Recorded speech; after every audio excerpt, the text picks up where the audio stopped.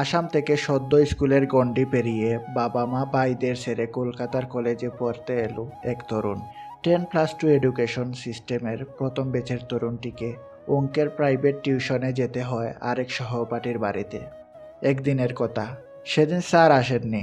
ওই ছেলেটি গ্রুপের অন্য বন্ধুদের সাথে ওই বাড়ির ছাদের রেলিংয়ের ধারে দাঁড়িয়ে গল্পরত। হঠাৎ বড়ই আচমকা, সেই ছেলের মুখের রা বন্ধ, চোখ সম্মোহিত। তার দৃষ্টির ওয়েবলেন্থের পরিধিতে এক ফর্সা মিষ্টি মুখের স্কার্ট ব্লাউজ পরিহিতা কিশোরীর অবয়ব।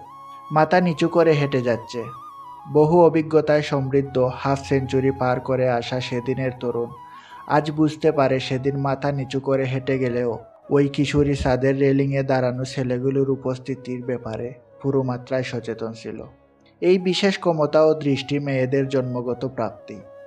যাই হোক, আবার ফিরে যাওয়া যাক পুরনো দিনের গল্পে। তরুণটির কথা থামিয়ে এবং হাঁ করে তাকিয়ে থাকা বাড়িওয়ালা বন্ধুটির নজর এড়ায়নি।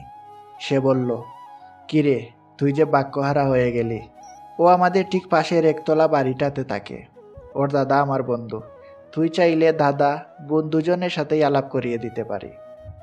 তরুণটি কি বলবে বুঝতে না পেরে চুপ করে রইল। আসলে তার তখন কথা বলার মতো অবস্থা ছিল না। তার হৃদয়ের সকল ত্রন্তিতে তখন এক অননুভূত ভালো লাগা ক্রমশ ছড়িয়ে পড়েছে। বন্ধুর প্রস্তাব শুনে বুকের মধ্যে দ্রিম দ্রিম বাদল বেজে উঠল। সে সময় মোবাইল ফোন, ইন্টারনেটের যুগ ছিল না। তখন প্রেমিকার বন্ধু বা প্রেমিকের বন্ধু মিডিয়া হতো প্রেমের। ডাইরেক্ট আমি তোমাকে ভালোবাসি বা আমার তোমাকে ভালো লাগে, দেখা করতে চাই, মেসেজ পাঠানোর প্রথা প্রচলিত ছিল না। কিছুদিন পর সেই বন্ধু কাচুমাচু মুখ করে এসে বলল, বলেছিলাম তোর কথা, তোকেই সরাসরি কথা বলতে বলেছে। শুনেই সেই তরুণের আত্মারাম খাঁচাছাড়া অবস্থা। ঘুম নিদ্রা গেল। কিভাবে শুরু করবে, কি কথা বলবে, মেয়েটাই বা কি উত্তর দেবে, ইত্যাদি ইত্যাদি। তখন আরেক বন্ধু পরামর্শ দিল প্রেমপত্র দেবার। আরেক অধ্যায় শুরু হলো। সম্বোধন থেকে মাঝে টেক্সট হয়ে এন্ড পর্যন্ত কি লেখা যায়। বহু কাগজ কালি শ্রাদ্ধ শক্তির শেষে এবং অনেক গবেষণার প্রথম চিঠি পৌঁছে গেল স্বস্থানে। এভাবেই শুরু হলো চিঠি চালাচালি। প্রেম দানা বাঁধল। স্কুল ইউনিফর্ম পরা অবস্থাতেও রেস্তোরাঁতে লেকের বেঞ্চে বসার মতো সাহস অবশ্য দেখিয়েছিল সেই মেয়ে। সময়ের চাকা গড়িয়ে যায়। ইতিমধ্যে সেই তরুণ গ্র্যাজুয়েট হলো, চাকরি খোঁজা শুরু করলো। কিশোরী ঢুকলো কলেজে। এলাকাতে ব্যাপারটা জানাজানি হয়ে গেল। ছায়াছবিতে যেমন হয়, প্রেমের আকাশে বিলেনের অনুপ্রবেশ ঘটল। না অন্য কোনো প্রতিদ্বন্দ্বী নয়, মেয়ের দাদা ঠাকুরমা প্রবল বাধা হয়ে দাঁড়ালো। গুড়া ব্রাহ্মণ পরিবারের মেয়ের বেকার কায়স্থ ছেলের সাথে প্রেম, কাবি নেহি, ইয়ে নেহি হো সকতা হে। শুধু টিউশন করা সেই তরুণের পক্ষে ওই জ্বর সামাল দেওয়া সম্ভব হলো না। তাছাড়া ইতিমধ্যে তার নিজের পরিবারেও নানা সমস্যা ঘনীভূত হচ্ছে। বাবা রিটায়ার্ড করে এখানে চলে এলো। 2 ভাই পড়ছে।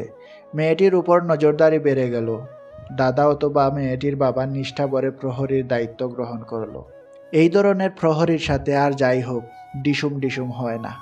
মেয়েটির দাদার সাথে তরুণটির বন্ধুর এই ব্যাপারে নিয়ে ঝগড়া হয়ে যাওয়াতে সে আর চিঠি পৌঁছে দেবার গুরুবার দায়িত্ব অথবা দেখা করার কথাটুকুও জানাতে অক্ষম হলো।